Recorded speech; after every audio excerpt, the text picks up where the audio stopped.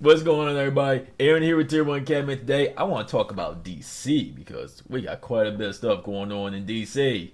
So, apparently, critics are pushing back against the mayor of DC because apparently she has a crime bill that they say is missing the mark.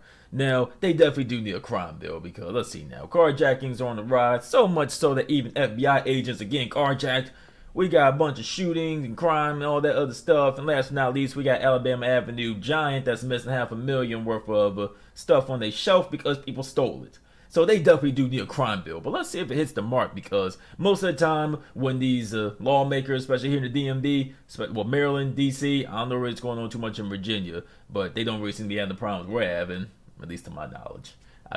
We'll look into it. We'll see if they make the news next. But definitely here in that area close around DC, they want to make laws and they always miss the mark. So we'll see if she did. D.C. Mayor Muriel Bowser is facing questions about her crime bill that's being debated in the D.C. Council. Now, while the police chief is backing the bill, some leaders, including the council chairman, says it does not address the crime crisis facing our city right now. Delia Gonzalez is back live outside the Wilson building. And Dee, since we last saw you right here at 4 o'clock, we know the mayor is now pushing back against some of her critics. What is she saying? Yeah, she was very spirited, a very passionate conversation by the mayor, who said, listen, some of the actions by the D.C. Council during the pandemic is why we're here today. The mayor says criminals are not being held accountable. She says the police budget was slashed. Now she says the 3 crime bills before the D.C. Council are going to get the city back on track. Okay, I don't see anything wrong. Where's the lie? Yes, so increase the funding, start holding criminals accountable, and you're going to start seeing some change. But it seems like she's on track, so I don't see where she missed the mark. COVID in our crime crisis. We spent 3 years disrupting our ecosystem. And it's really out of whack. Mayor Muriel Bowser saying the pandemic put a strain on our safety systems. Violence is skyrocketing. The murder rate, the highest we've seen in 2 decades. That's why she says her Act Now legislation aims to put the pieces back together. It won't be a single thing.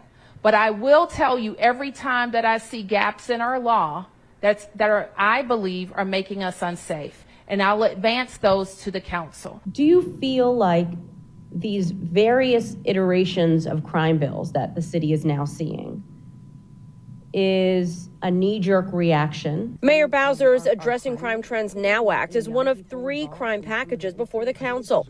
Council Chairman Phil Mendelson says elements of the bills could be combined to make one catch-all legislation.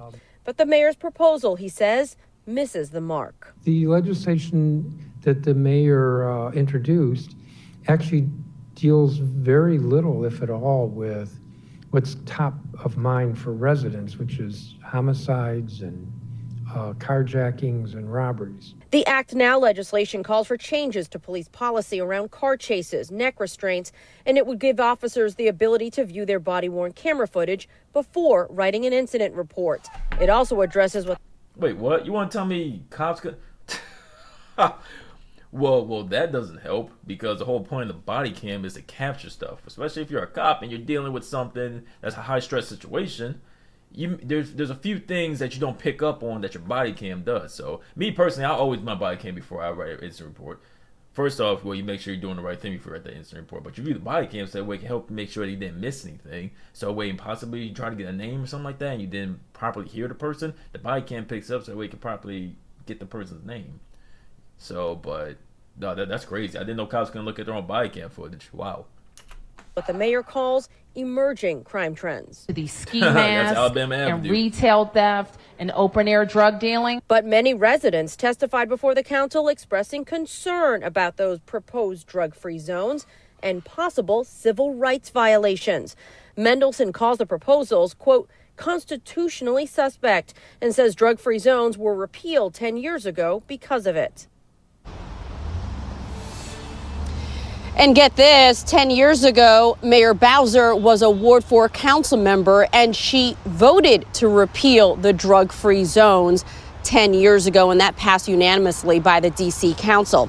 Chairman Phil Mendelson says the Judiciary Committee They held hearings on all these crime packages and will likely move forward with legislation in the beginning of the new year. We will certainly stay on top of that. Lorenzo? In the meantime, we know these problems will continue, Dee, and our leaders need to figure out something quickly. Get on the same page.